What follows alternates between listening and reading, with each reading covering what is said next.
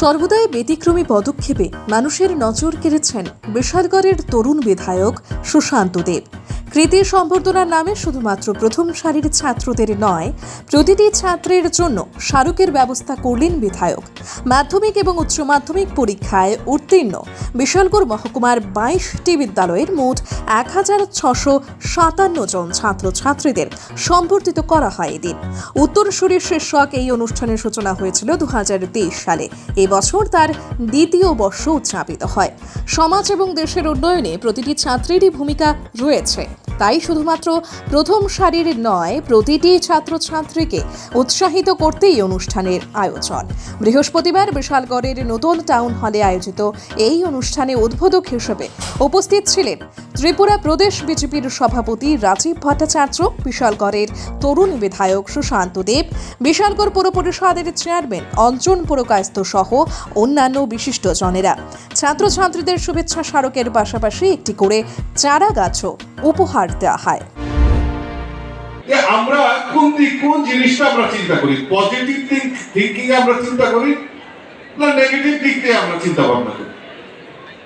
কারণ চিন্তা ভাবনার উপর আমাদের ভবিষ্যৎ, আমরা সেই লক্ষ্যটাকে আমরা অর্জন করতে পারি। যে আমি পজিটিভ দৃষ্টিকোণ আমরা ধরলাম না আমি নেগেটিভ দৃষ্টিকোণ ধরলাম,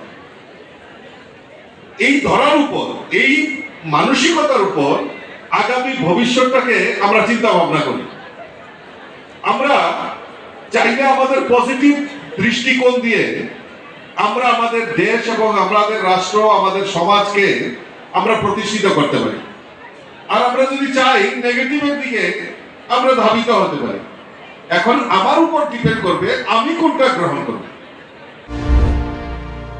এই হলে যারা আমরা বসে আছি, আমরা একটা গুরুত্বপূর্ণ পরীক্ষা, বোর্ড এক্সামে আমরা সফলভাবে উত্তীর্ণ হয়েছি।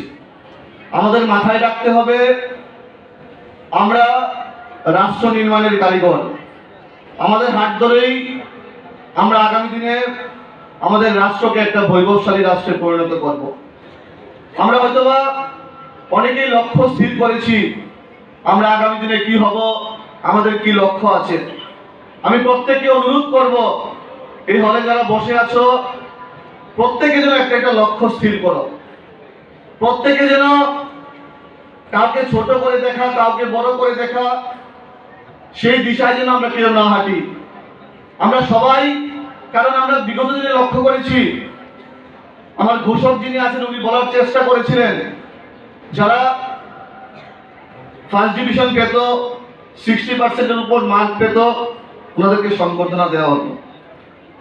আমি এই মঞ্চ থেকেও যারা স্ট্যান্ড করেছে, যারা ফার্স্ট ডিভিশন পেয়েছে, সেকেন্ড ডিভিশন পেয়েছে, আমি তোমাদেরকে ধন্যবাদ জানাই, আন্তরিক শুভেচ্ছা জ্ঞাপন করি।